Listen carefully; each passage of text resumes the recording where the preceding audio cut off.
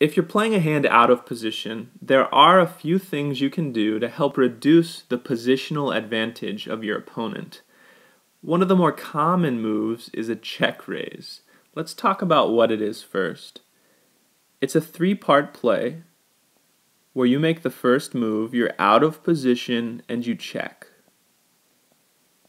Your opponent would then bet, and you follow his bet with a raise, completing the check raise. The move is named for your actions, your check and your subsequent raise. While the bet that your opponent makes is not part of the name, it actually is completely essential for a check raise to be possible.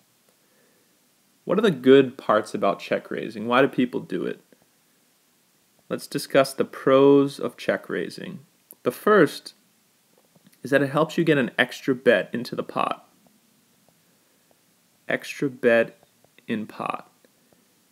Think about if you had a good hand and you're out of position. Your options would be to bet or check raise. If you bet and your opponent has a slightly worse hand, he's probably going to fold.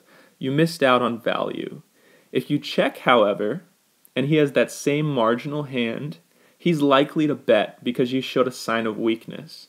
So you can then raise him, and even though he might fold, you'll have been one bet ahead by check raising instead of betting. Because check raising helps you build a pot, a bigger pot when you have a better hand, it's become an extreme sign of strength. And this brings us to our second benefit of check raising. Because it's such a strong move, you can actually start using check raising when you have bluffs. Because opponents will assume you're trying to build a big pot with a monster, and they'll have no other choice to fold unless they have a 1 in a million hand and have your monster beat. Finally, check raising helps you prevent future steals. The opponent you're against, the opponent you check raise, and other people seated at the table are going to notice when you check raise. They'll start thinking of you as an aggressive player. So when you're out of position and you bet, they're going to be a lot less likely to raise you. And when you check, sometimes now they're actually going to check behind for fear that they'll get check raised if they bet. And you'll be able to get to see a free turn card, which is a really good thing, especially if you're on a draw. What are the cons of check raising? We'll talk about two major downsides. The first is what we'll call free card risk. If you check, trying to extract more money from your opponent, you could get the other side of the sword, and your opponent could check behind, meaning he now gets a free turn card, which can be devastating if you have a strong flopped hand and your opponent is on a draw, or you're both on draws, but his is better than yours.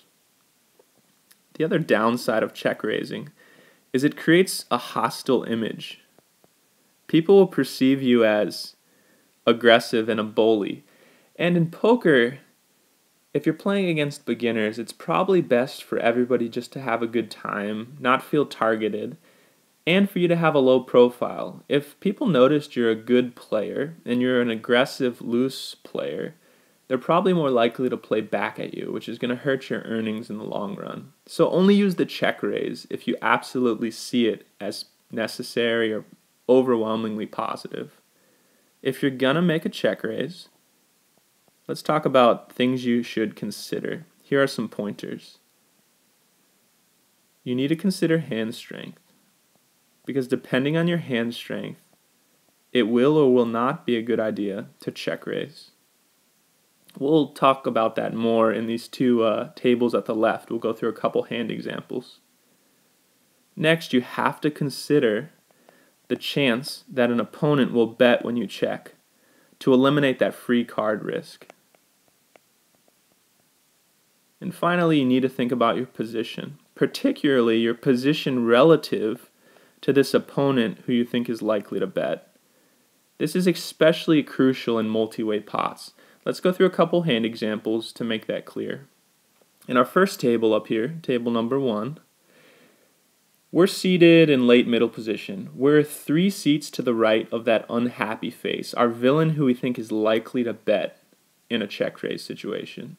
The flop comes out, and it's such that we want to try and execute a check raise. So think about the mechanics here. We check, and we're against 2 passive opponents here, these 2 X's. And as we expect, they check as well. Our opponent, likely to bet, does indeed bet, so we're halfway there. Our prediction worked.